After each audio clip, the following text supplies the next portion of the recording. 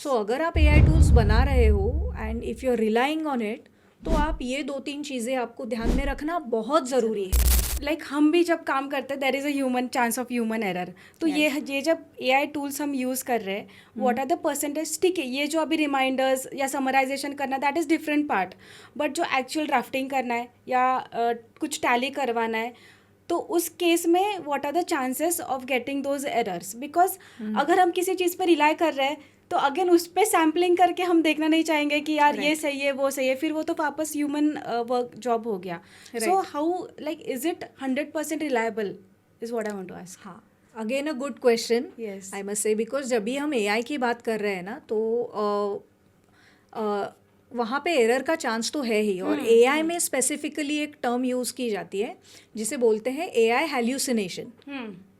मालूम है टर्म को? नहीं, no, I don't know. Okay, so AI hallucination मतलब क्या है? जैसे देखो, पहले जब तुमने फर्स्ट डे को आर्टिकलशिप ज्वाइन की थी एंड योर प्रिंसिपल और maybe the manager might have told you lot many things, ये करना है, ये करना है, उसके बाद ये करना है, एंड एट टाइम्स आपको ये लगा होगा कि आई एम गेटिंग कन्फ्यूज्ड, अभी मैं कहाँ से शुरू करूँ, कैसे करूँ।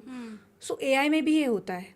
when you give multiple instructions, when you ask him to process on the same data, same prompt for a lot of times, वो हेल्यूसिनेट करने लगता है। I understood what you want to हाँ, से। तो वो कंफ्यूज करने लगता है। जैसे आप चैट जीपीटी का एक टूल है, देखो, डेल ए करके, DALL, एक हाइफन है और ई, एक टूल है जो इमेज जनरेट करता है।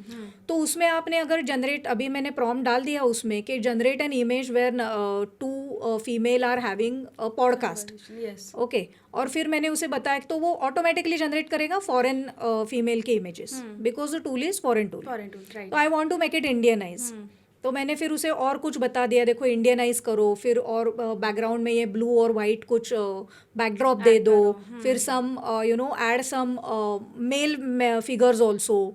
तो ऐसा कुछ मैंने उसे बता दिया, तो ही गेट कंफ्यूज्ड। आप ट्राई करके देखो, तो वो आधा मेल आधा फीमेल ऐसे भी इमेजेस जनरेट करता है। That is AI hallucination.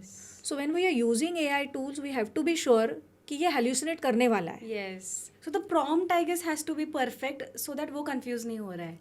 वो भी एक चीज़ है, but let me take it further. देखो, तो हेल्यूसिनेशन कम करने के लिए एक तो चीज़ है कि ह्यूमन चेक पॉइंट होना चाहिए उसमें, right. That is very sure, and that's why we are there, because we are expert in our core. Yes. So नहीं तो आपको वो कर्नाटका ट्रिब्यूनल का केस मालूम है? कर्नाटका ट्रिब्यूनल ने एक ऑर्डर पास किया, डिपार्टमेंट ने, इनकम टैक्स डिपार्टमेंट ने, which was based on AI analysis. Okay. Chat GPT use करके उन्होंने वो डिसीजन भी दे दिया ट्रिब्यूनल ने, and literally tribunal has to withdraw that decision. It has to B.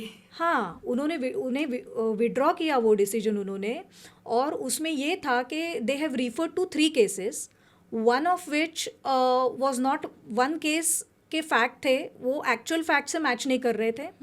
The other case, उसमें ये हो रहा था कि जो डिसीजन दिया था फैक्ट्स मैचिंग, बट जो डिसीजन अल्टीमेटली था that was not in the favour of assessee, but उन्होंने रिफर अलग तरीके से किया था। सो ऐसी चीज़ें एआई बिल्कुल ही करता है। तो ह्यूमन चेक पॉइंट एक तो आप कर सकते हैं, या तो there are other tools also which you may develop on your own.